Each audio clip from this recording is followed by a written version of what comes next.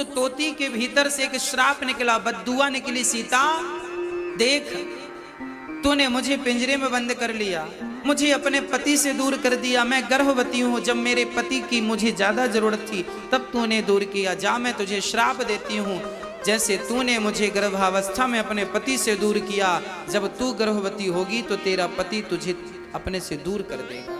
ये श्राप उस तोती का था, ये पद्म पुराण की घटना है, लिखी है।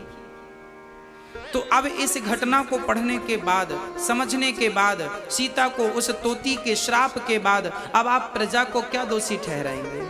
आप राम को क्या दोषी ठहराएंगे? रामचरितमानस में एक चौपाई और है जो इस बात को पुष्ट करती है, को ना काहू को सुख दुख कर दाता, निज कृत कर्म भोग सब भ्राता। याद रखना भक्तों, जीवन का एक अटल सत्य आपसे कह रहा हूं, गांठ बांध के रखना।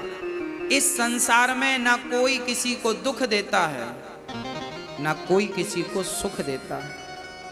आपके बुरे कर्म ही आपके सामने दुख बनकर प्रकट हो जाते हैं और आपके अच्छे कर्म ही आपके सामने सुख बनकर के प्रकट हो जाते हैं। जैसी करनी वैसी भरनी, आज किया कल पाएगा, चढ़ता सूरज धीरे धीरे ढलता है ढल जाएगा। अर्थात हमने जो कल किया था उसका फल आज पा रहे हैं, जो आज कर रहे हैं कल।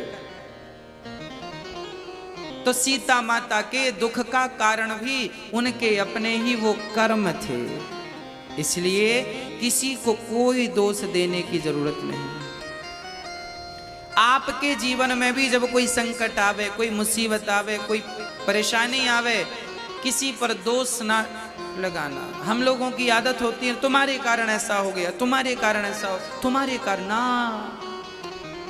किसी के कारण नहीं, इसका जिम्मेदार भी मैं हूं।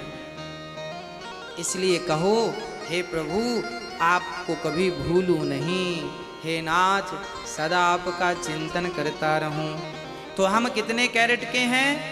राम तो 24 के थे, अब आप अपना हिसाब लगा लो। चलिए अब आप, कोई 2 कैरेट का ही रह गया, कोई 10 कैरेट का रह गया, कोई 15 का, शायद मुझे लगता है कोई 24 का हो, और हों तो फिर उन्हें मैं प्रणाम भी करता हूँ। यदि कोई 24 का है तो उन्हें प्रणाम, और नहीं है तो मेरी आपसे ये भी प्रार्थना है, अपनी शुद्धता बढ़ाओ। हाँ, जो आपके भीतर मिलावट हो गई है हटा दो। भाई भट्टी में डालने से सोना शुद्ध हो जाता है ना, कचरा अलग, फिर बच गया सोना।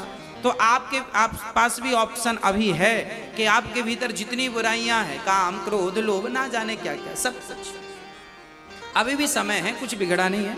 आप अभी भी सब कुछ निकाल बाहर करो और शुद्ध बुद्ध भाव से बस गोविंद का चिंतन करो। हे नाथ मैं आपको कभी भूलूं नहीं, बच्ची उम्र भगवान को दे दो, खत्म। तो मनुष्य का धर्म, अब आप मनुष्य हो गए ना 2% ही सही। अब मैं बताऊं मनुष्य का धर्म क्या है। मनुष्य का धर्म है सत्य बोलना। राम ने कभी अपने जीवन में असत्य भाषण नहीं किया, पूरी जिंदगी में 11,000 वर्षों तक राज्य किया है राम ने, 11,500 वर्षों, कभी झूठ नहीं बोला राम जी।